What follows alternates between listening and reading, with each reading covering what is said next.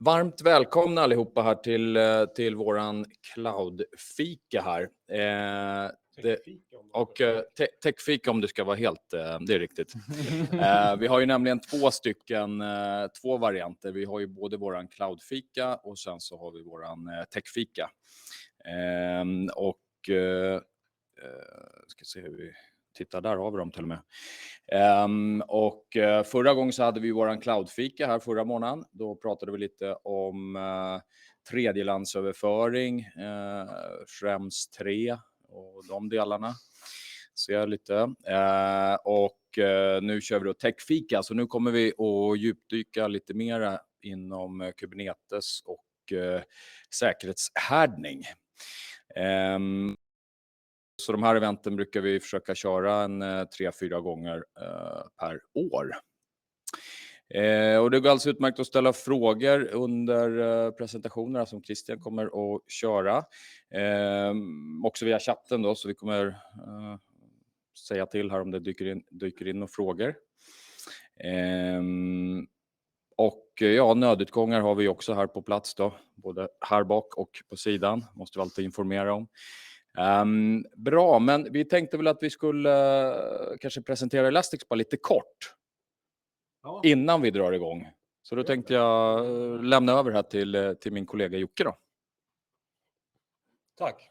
Det är många bekanta ansikten, men det brukar alltid vara ett gäng nya, så jag tänker inte köra någon lång bänk, men i alla fall nämna några ord på lite var vi kommer ifrån.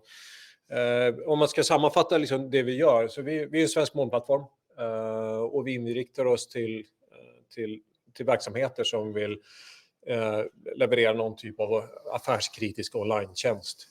Det är våra kärna. Ofta är det kombination med känslig data, för att det också underlättar liksom regulatoriskt på många sätt, och liksom jobba med en lokal leverantör istället. Och det finns väl några saker som vi tycker är viktiga, som vi liksom baserar vår plattform på och så vidare.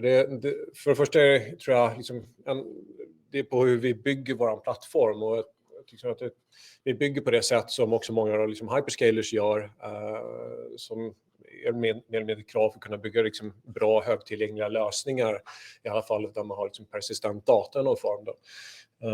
Så att vår plattform består av 3 stycken separata liksom datacenter som hanteras som tillgänglighetszoner. De är liksom fullfunktionscenter, så att när du konsumerar våra tjänster så väljer man helt enkelt liksom var man vill köra sina liksom respektive resurs, liksom i vilket datacenter. Så att ta Kubernetes till exempel, vi har ju liksom mer en barebone Kubernetes-tjänst. Så att alla de tjänster som eller om du köper ett sånt kluster då finns de resurserna över alla 3 datacenter. Så vi ska kunna tappa till ett datacenter, men din applikation ska fortfarande kunna köra vidare.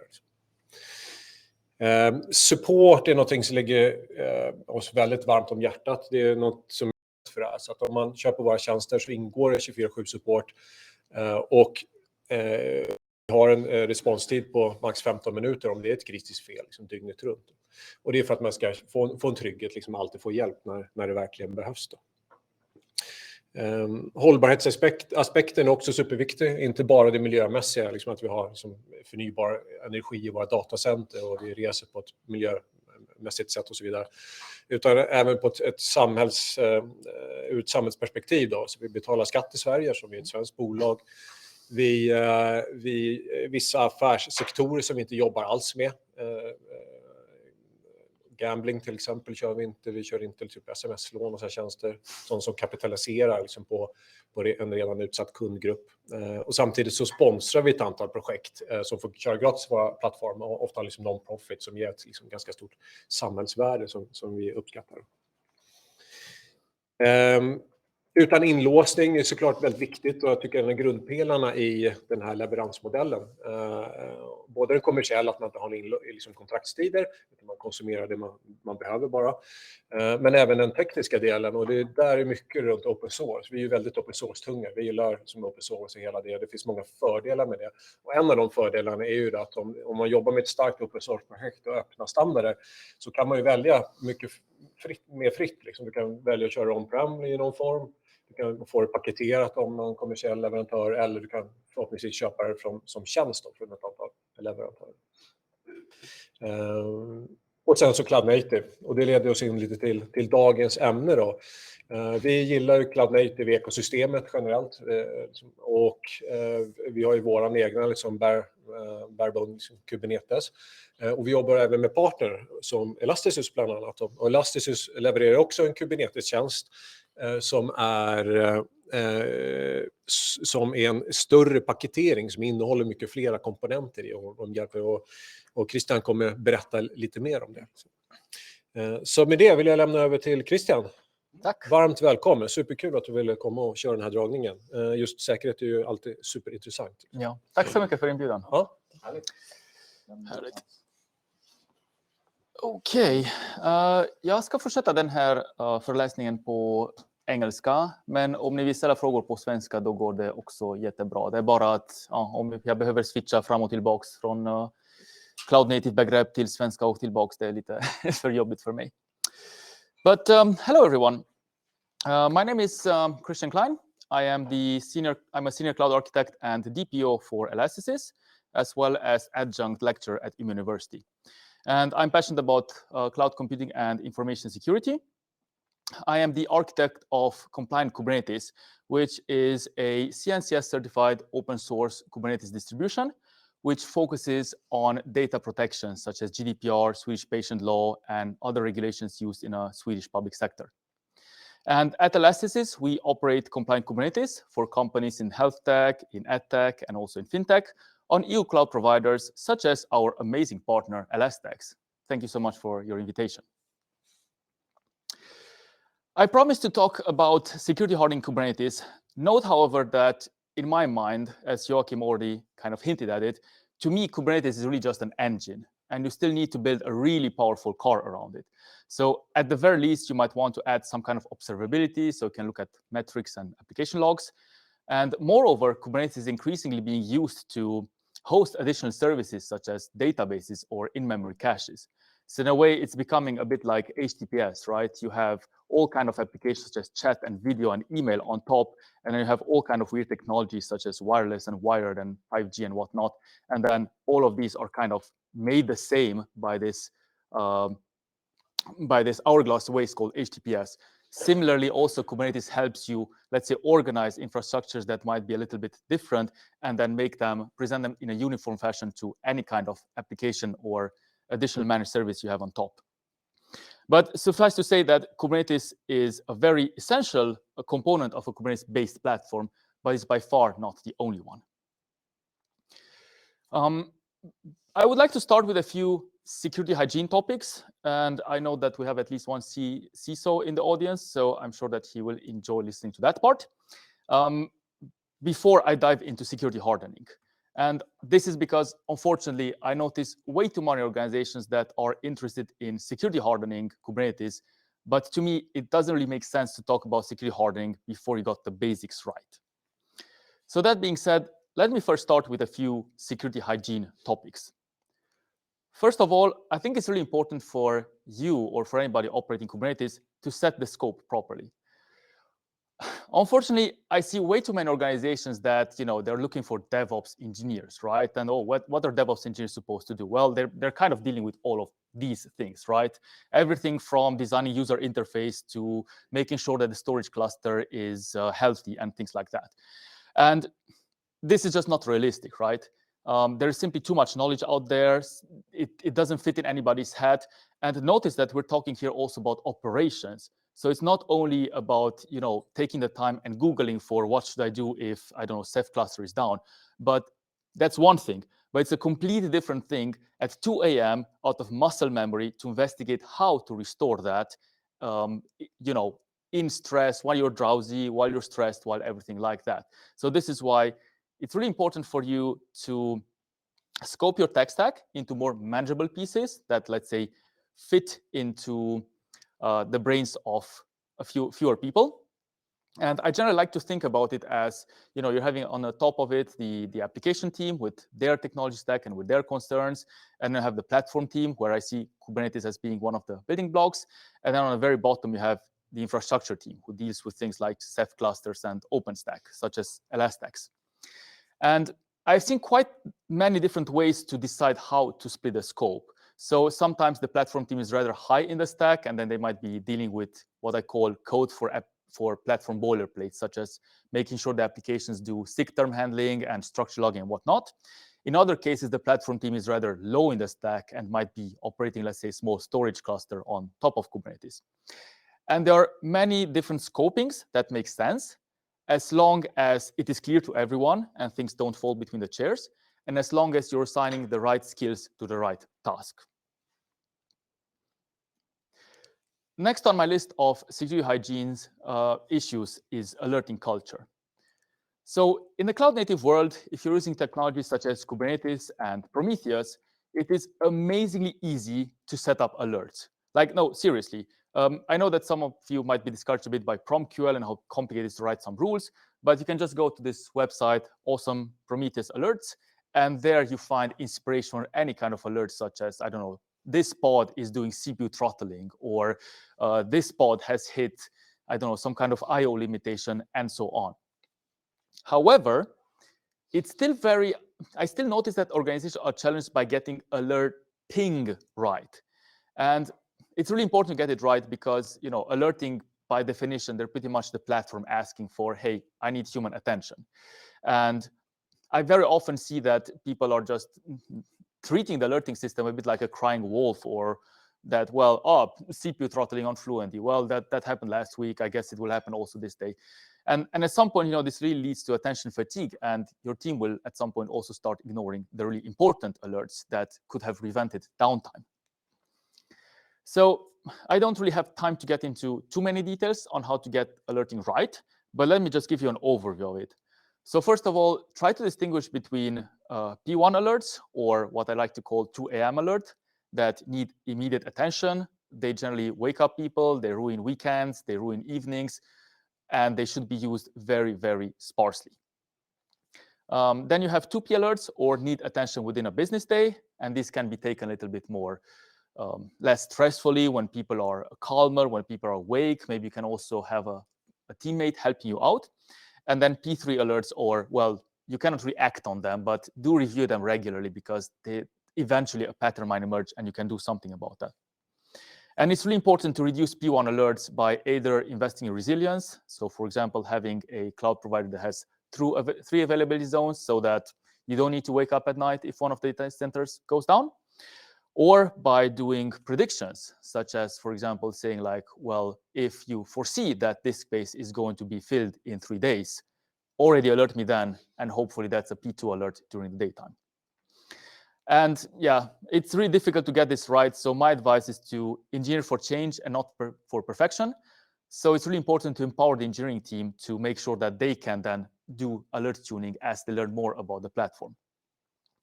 And that's also why, what I said previously, setting the scope is so important, because the team really needs to feel like they have authority over their tech stack to decide what is and what is not alert worthy.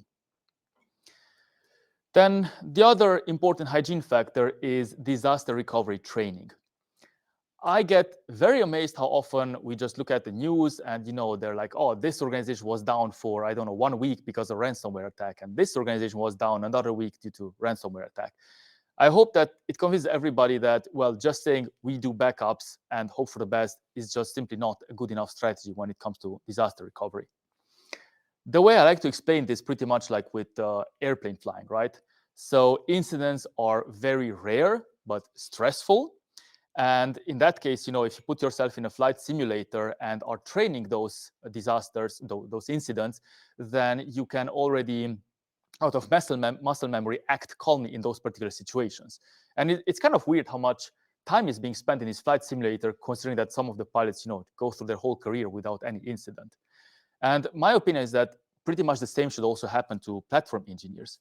So often disaster recovery is complex and stressful, hence it needs to be trained regularly.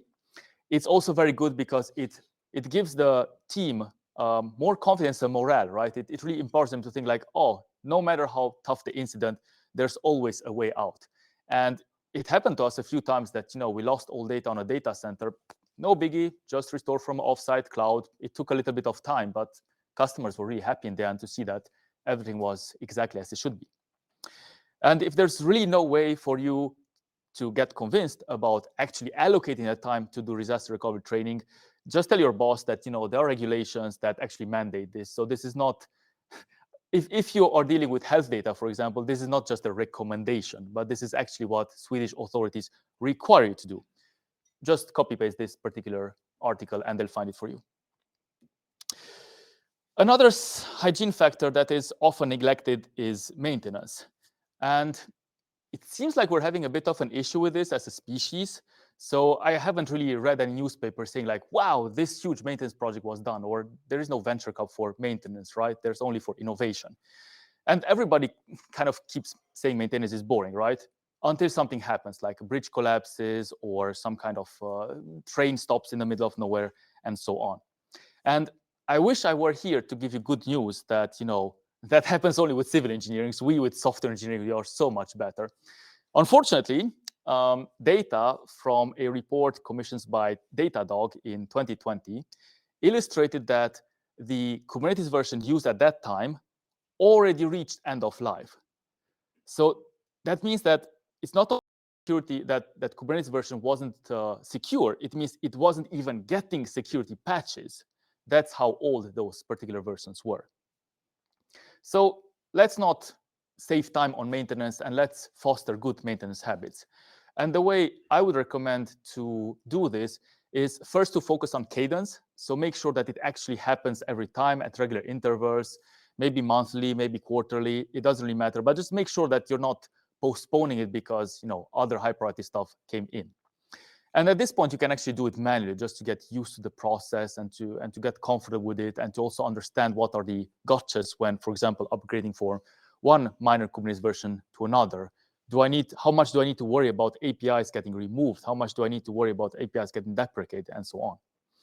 Then once you have cadence right, then you can focus on predictability, right? So making sure that our scripts don't fail and need to be started again, or making sure that they always complete successfully and so on. And then when you're getting the feeling that, wow, this is so boring and I haven't really needed to roll back anymore and things like that, that's when you can focus on automating maintenance. So now that we have set a solid foundation for security, let us now dive deep into security hardening Kubernetes platforms. And before diving into concrete recommendations, let me show you what I like to call the Swiss cheese of Kubernetes defense. This is actually some image that was used during the COVID pandemic, which kind of showed that people shouldn't think about one single measure like as the silver bullet that fixes everything. Rather, they should look at all the different measures that, of course, were a bit annoying at that time, are working together in order to prevent the spread of the virus. And this is a very good model. I actually copied this from the epidemiologist that came with the drawing, and it's Creative Commons, so that's fine. But I adapted it to a Kubernetes platform. So basically what you need to imagine is that on the very right, you're having your customer data, which you're trying to protect. You're trying to make sure its confidentiality, availability, and integrity. And on the left, you're having the attackers that try to get to your data. And hopefully, in order to get to this data, they need to pass through very, very, very many layers. Now, unfortunately, none of these layers will be perfect, right? They will have holes, either because of external pressures, because, well, you have maintenance windows that need to get that done, or because you want to have weekends, so you cannot do security patching right when the latest release in North America has happened, or because of simply human errors, right? And this is something that a company with proper respect for security should also take into account. So let me now present you 3 controls that I feel will be particularly important, and if you implement them, they will significantly increase your security posture in Kubernetes clusters. First, don't talk to strangers. This is advice that I got from my grandmother, which is rather counterproductive if you try to make friends, but it's really good advice if you try to security harden Kubernetes clusters. And in the Kubernetes world, this translates to restrictive network policies. So what exactly are network policies? Well, think about them a bit like firewalls, but in Kubernetes. they are essentially some YAML files, right? They are namespace Kubernetes resources that control how exactly traffic should be going in and out of your pods. So we say ingress and then egress. And they do not control in any way traffic, network traffic within a pod, so containers running in the same pod, because it's just supposed, I mean, containers running in the same pod are supposed to trust each other sufficiently so that that kind of protection is not warranted. There are, however, some differences between network policies and firewalls that I think it makes sense to clarify for me upfront. So first of all, network policies are restricting traffic around pods, right? Whereas firewalls tend to be in the network itself.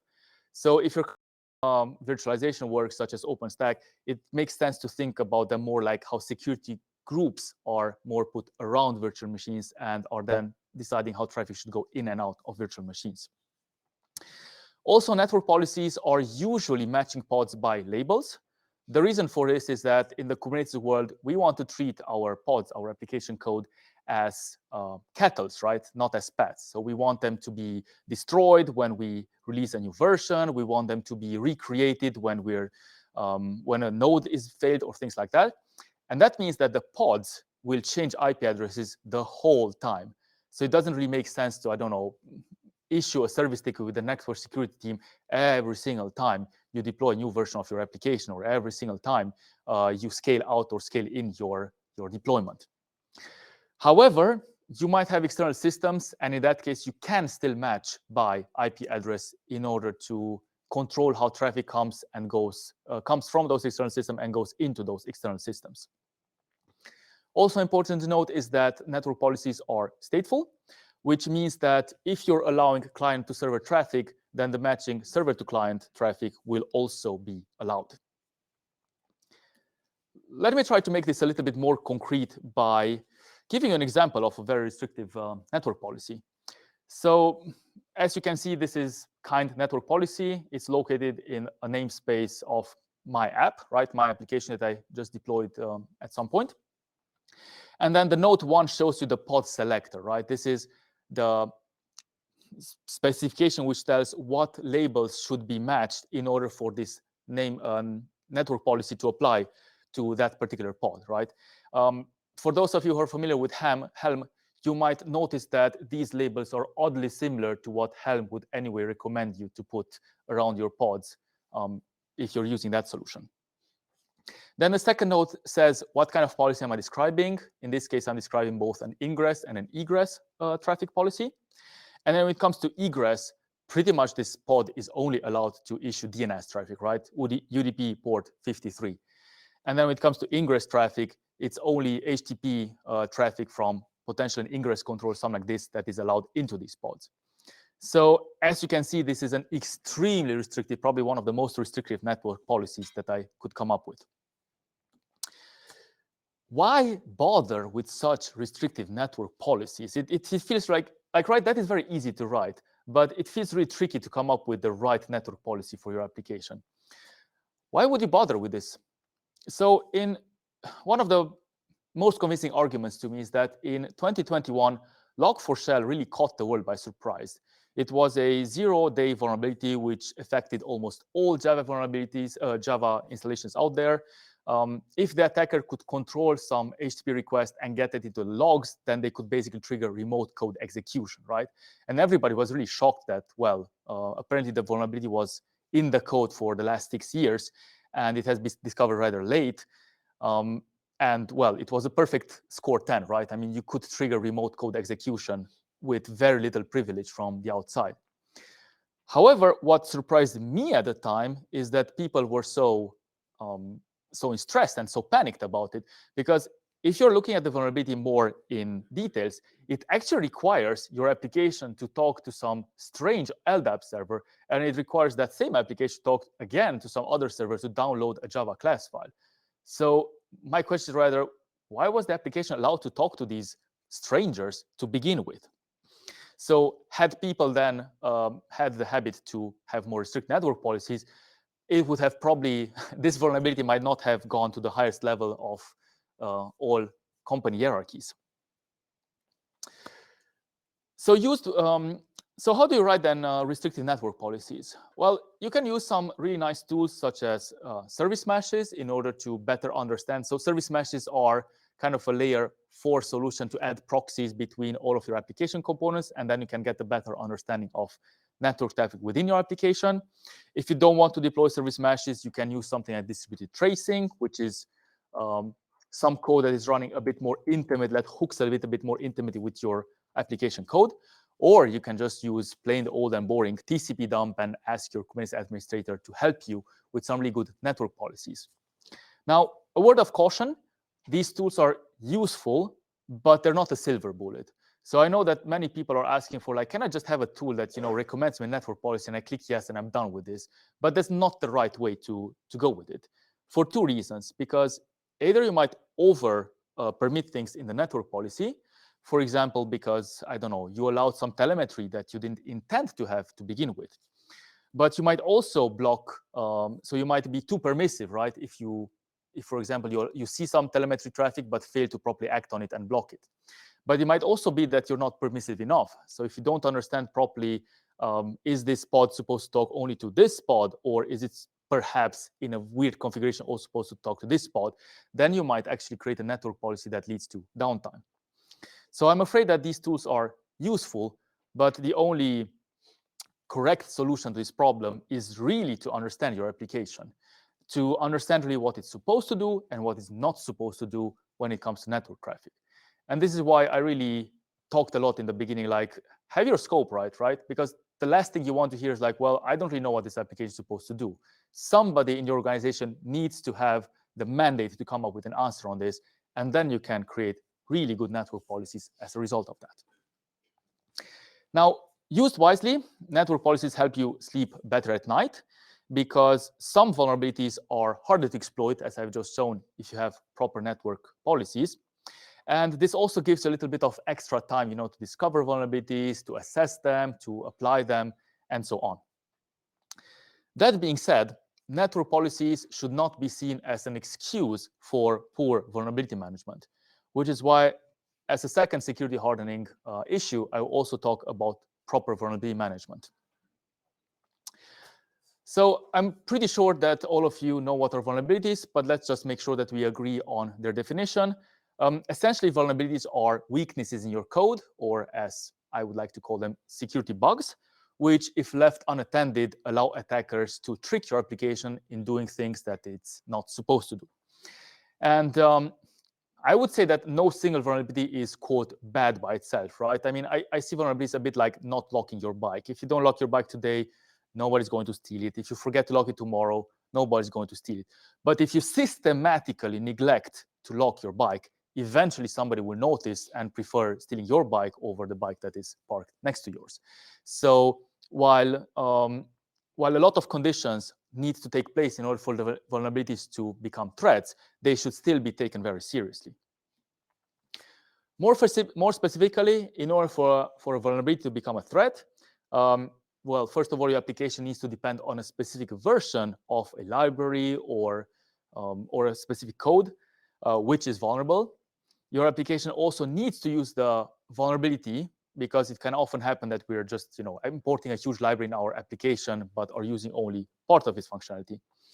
And then another trickier thing is that your application also often needs to use that functionality in a way that makes it possible for an attacker to exploit it, right? So if you always call a certain function with some constants, then it's likely that that cannot be exploited.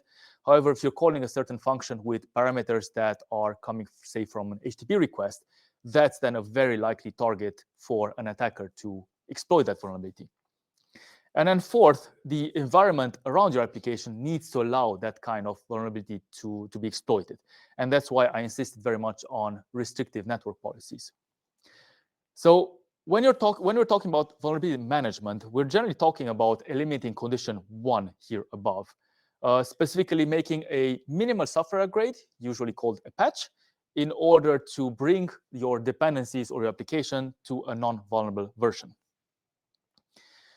And before we discuss on how you discover vulnerability and how you should act on a vulnerability, let us just review quickly the timeline of a vulnerability. So a vulnerability gets born usually when a vendor releases a new software version which contains that vulnerability. Sometime later, you end up installing that particular software, and now the timeline gets a little bit fuzzy. In the worst case, there is some kind of attacker that discovers that vulnerability way before it's publicly known, might sell that zero-day vulnerability to a black market. That vulnerability might be exploited in the wild.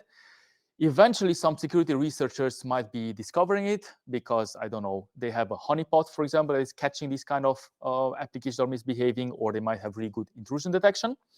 And that's when the vendor becomes aware of the vulnerability, makes a disclosure, release a new patch, and then you apply the patch of that particular software.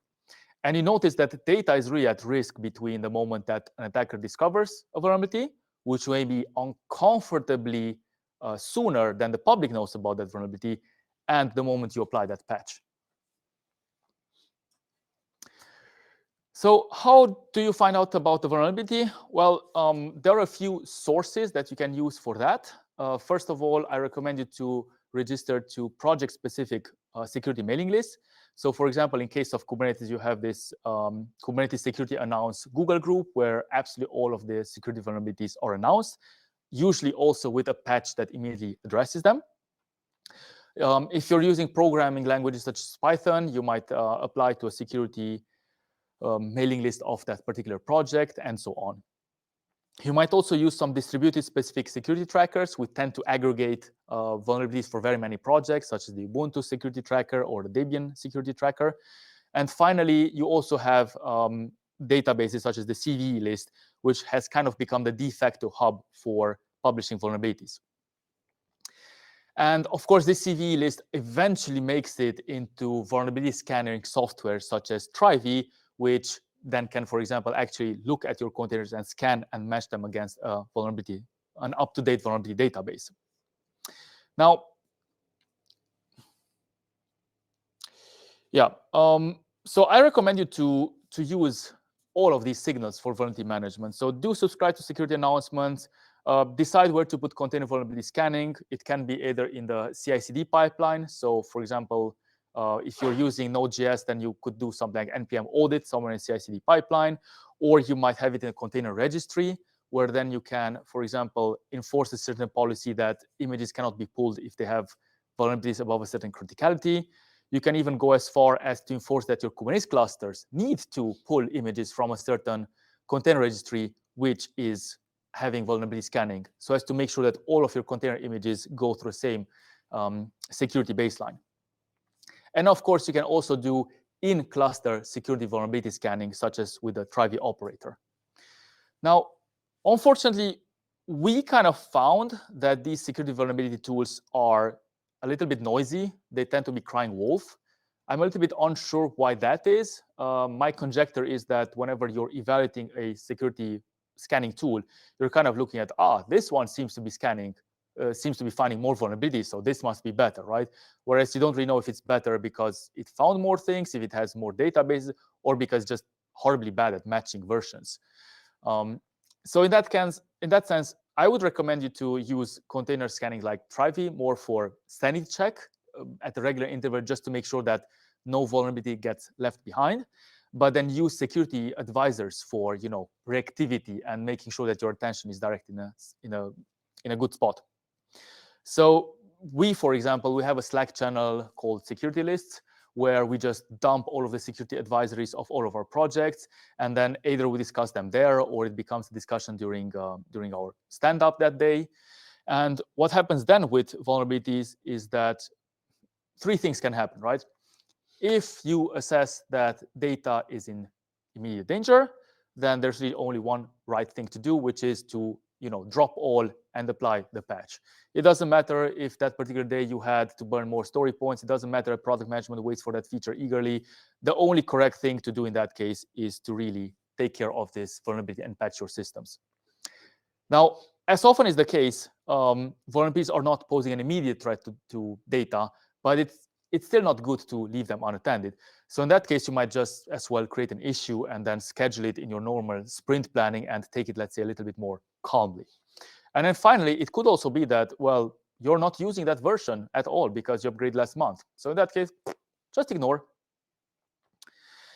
One more note, I still hear too many developer teams or Kubernetes administrators that are saying like, yeah, but I don't really want to drop all and patch this immediately because it might lead to downtime. I'm too scared of that. And the solution to that is very simple. Really go back to the security hygiene that we just discussed. Foster good maintenance habits so that when this situation arises, the team already knows from muscle memory how to apply the security patch. Also, perhaps make sure that you have contracts in place with your customers, whether internal or externals, which says, which sets the barrier and makes it clear that downtime, like a 5-minute downtime, is preferred to leaving a critical vulnerability unattended. Yeah. As you have seen on the vulnerability timeline, even for companies featuring the best vulnerability management, there is still an uncomfortably long window of opportunity where attackers may exploit so-called zero-day vulnerabilities that are not yet known to the public. And I would like to present you intrusion detection in the Kubernetes world and how this can help you better protect your data against unknown unknowns. Before we discuss intrusion detection, let us learn more about intrusions, what they are and how they progress. So let's say that somehow an attacker found a vulnerability in your application, or perhaps you forgot to close a web shell or something like that. They will somehow discover it by just scanning the internet. And the first thing that they will want to do is they will really want to study the object of that they're trying to hack into. Remember that they don't know your platform as well as you do. So they might be needing to discover, am I in a virtual machine or am I in a container? Do I have internet access or don't I have internet access? Is this a Linux machine or a Windows machine? They might be very confused at the beginning. And in order to discover what kind of target they have to deal with, they might be typing all kinds of commands like ID, uname, check out files in etc. They might be trying to download some tools. They might be trying to change certain files to executable. They might be trying to change files in the /etc folder and so on. And then once they kind of got the hang of what they're dealing with, they might be planning an attack like, oh, download this exploit, try it out, write in this particular folder, and so on. And then they will either persist because, I don't know, those activities were not allowed, or eventually they will get to your data, right? Especially if they're very persistent. But suffice to say that no matter what activity, no matter what is the method and what exactly they're attacking, they are very likely to do things that are not normal for your application, such as initiating an SSH connection, whereas your application was never supposed to do something like this. They might be trying to write files in suspicious locations. They might be trying to install applications in a container, which is kind of odd, right? Because we're supposed to really do installation inside the container when we're creating that container image, in the Docker file, and not when it's already running in a Kubernetes cluster, and so on. And then, of course, most of these activities will fail because you have restricted network policies and because you run your containers not as root. But nevertheless, they still are giving you valuable signal to understand, ooh, something's going on, and give you an opportunity to do something against this attack.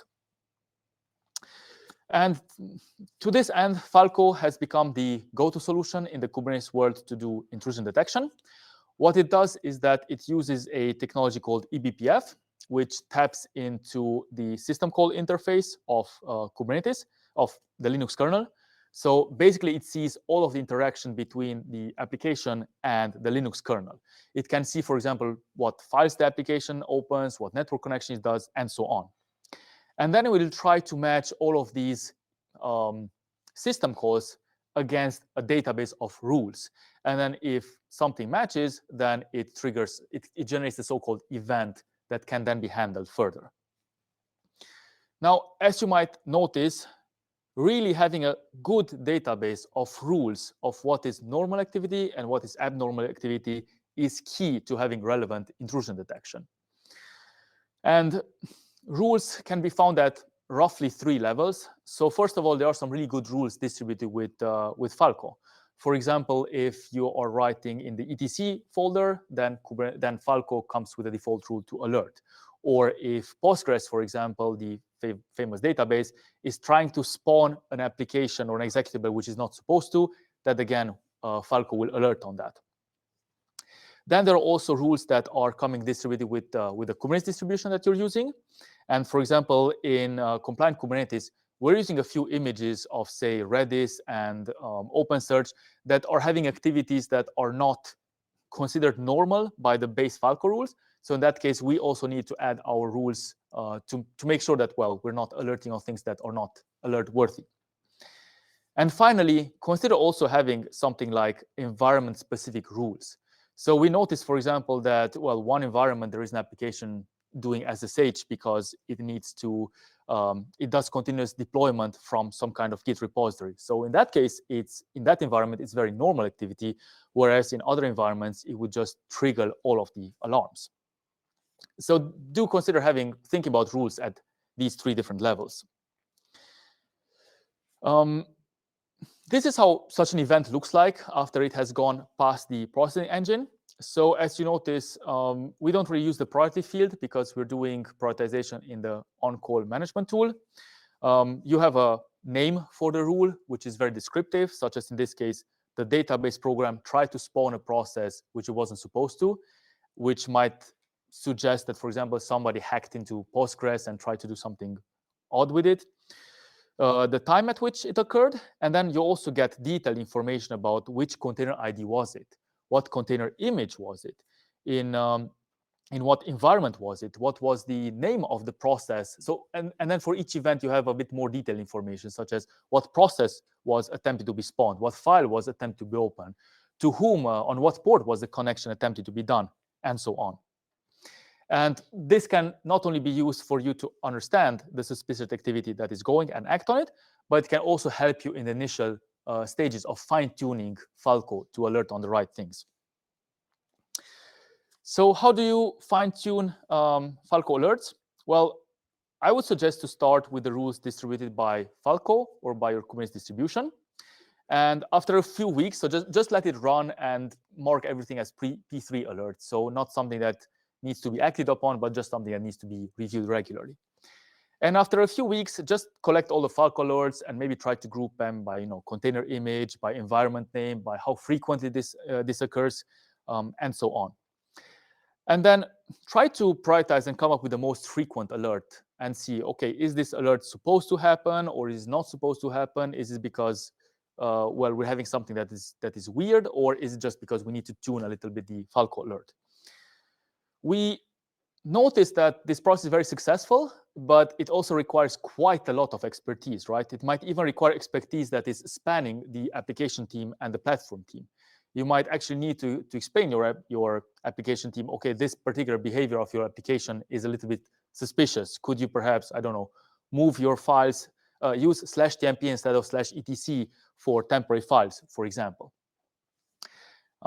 So do consider having old hand, or let me give you another example. If you're having, so for example, a suspicious activity against the PostgreSQL database, maybe you need to call in a DBA to understand, is this something that is supposed to happen or is this supposed not to happen? Because it might be that this is just a boring, point-in-time recovery operation that is absolutely normal, but it might also be that it's completely abnormal. And, well, it's really difficult without having the right skills in the room to decide on this. So do consider that if some of these alerts are tricky, just to make an all-hand engineering meeting with that. So then update the rules first for the environment, and then if you feel that this is generalizable, do try to upstream this to the Kubernetes distribution, or why not even as high as Falco.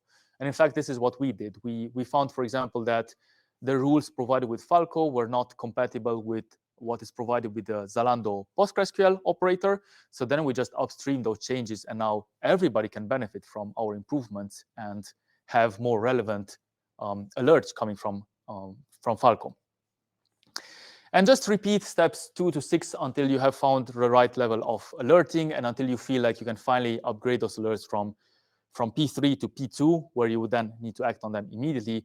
Or maybe one day you'll even reach that moment where you want to upgrade them to P1, so that you can even catch weird activities during the weekend and not give attackers those extra 2 days to make their way in your infrastructure.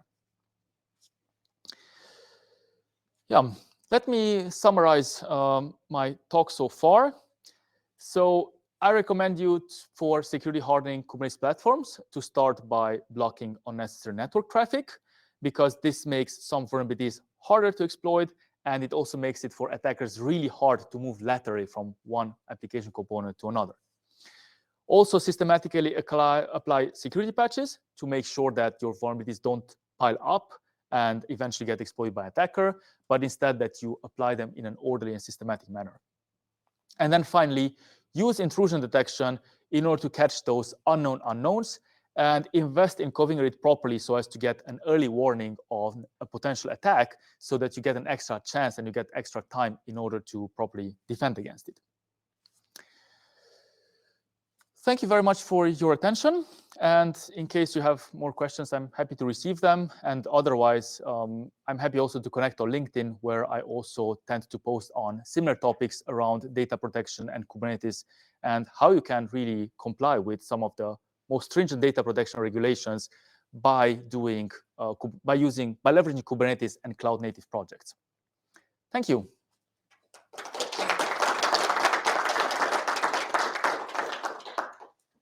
Do we have any questions? Don't be shy.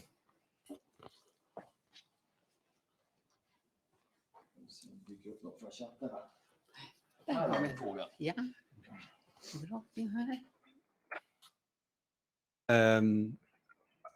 Thanks for a very interesting presentation. What about AppArmor? Is that something that you have looked at in order to use to lock down containers in the Kubernetes clusters as part of the hygiene or part of the security measures? We have not specifically looked into AppArmor, but we do not allow containers to run as root, and we don't allow stuff like host port and whatnot, except various system calls for applications. Like if there is a platform call where it requires it, such as the ingress control, right? Then of course we allow it. But by default, you're not allowed to do these things. So and we also use, I'm not sure if you're referring to the same technology, but there is a technology included by default in Containerd, the container runtime, which is underneath Kubernetes, where certain system calls are not even allowed. They are completely blocked. And so with these two things, we think that we have a good enough security hygiene to then be able to focus on more interesting. So we haven't specifically looked into AppArmor.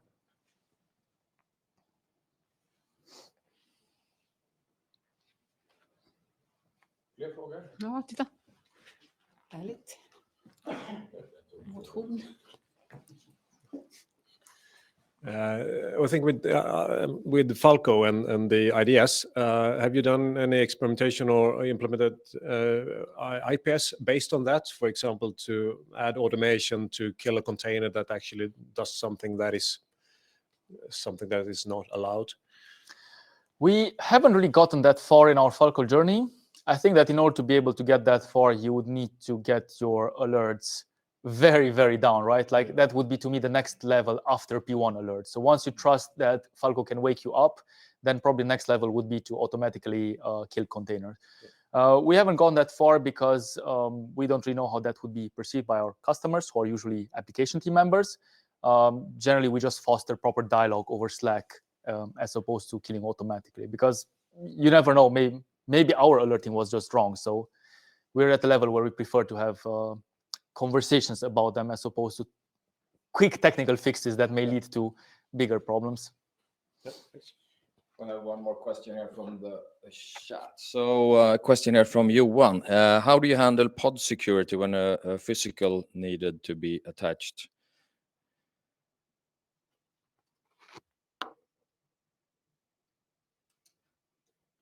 Did you get that one?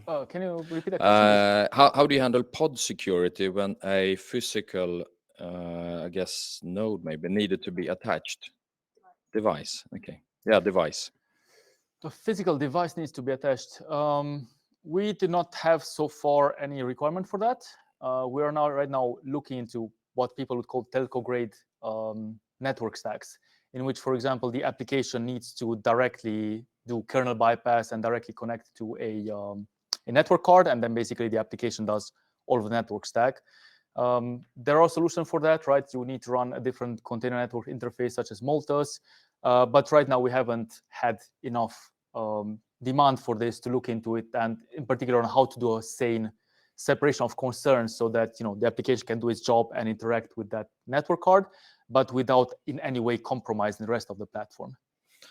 Okay, great. Thanks for that.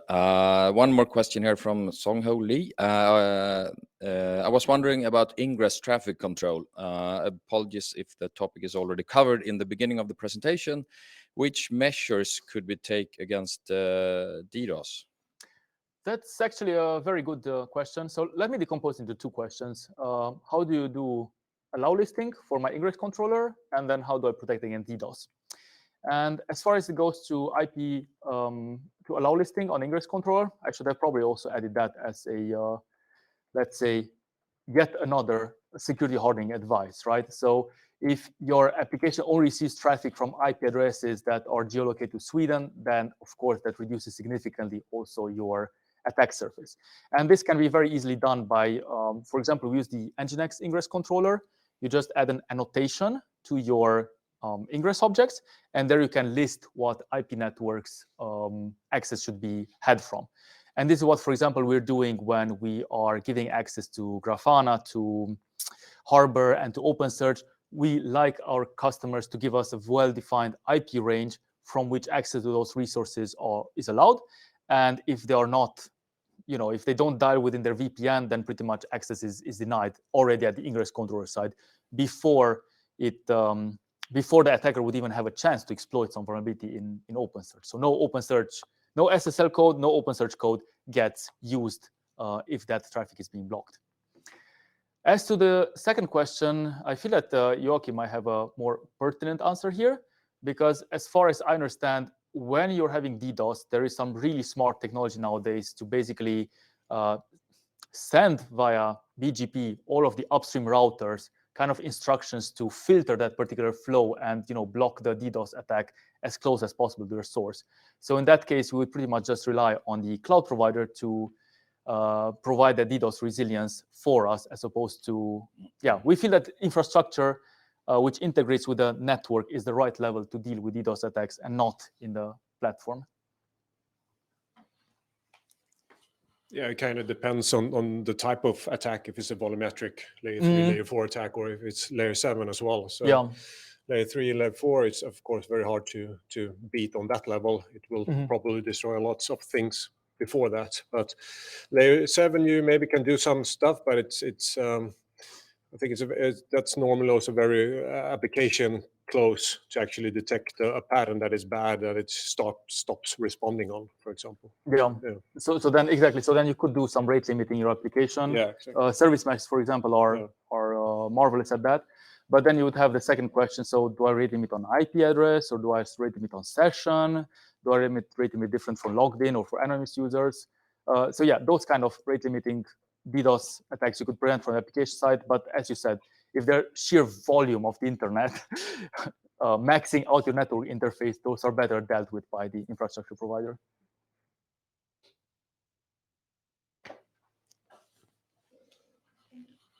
Bra. One more question. Okay, let's see. Okay, one more question. Maybe a vague question, but do we feel need of deploying additional WAF, web application firewall, in front of Kubernetes ingress controller? That's a very good question. We can set up in combined Kubernetes, for example, mod security, which is the web application firewall that comes with Nginx, and it can be it's basically a few lines of configuration, right? And you have it in your Nginx ingress controller. However, the tricky part is that you also need to configure that web application firewall, that WAF, properly. And for example, when we deployed it against our application stack, it pretty immediately, flagged certain operations as, there can be some cross-site request forgery here, or this looks like a SQL injection, whereas it wasn't really the case. It was very benign. So yes, that's also something I can do. You can leverage, like I said, mod security, which integrates really nicely with the Nginx ingress controller as part of Kubernetes. but make sure that you don't just enable it, but rather you talk to the application team to, again, tune and figure out what is normal and what is abnormal behavior. Great, thanks for that. So I think that's the last question here in the chat. Anyone else? Otherwise, we would like to thank you, Cristian, for sharing your knowledge. So nice. Here. That's the small goodie bag. Thank you. Thank you. Thank you. Great, excellent. So, and I think for the guys here in the room as well, please feel free to stay, have some more fika, and also Cristian, han pratar svenska också, så att det är bra att han får träna. Ja. Jag ska inte skälla om ni pratar svenska med mig. Och vi har ju faktiskt nästa fika som blir en cloud-fika här 3 maj. Ni kommer att få ett utskick här nu med länk till eventet idag med video och så vidare. Och där kommer vi även att finnas möjlighet att anmäla sig då till cloud-fikan 3 maj som kommer att bli någonting i hästväg. Så den vill man inte missa. Så gå in och anmäl här när den kommer. Det var väl det hela, tror jag. Så att vi tackar för oss. Kul att ni ville komma. Härligt. Så.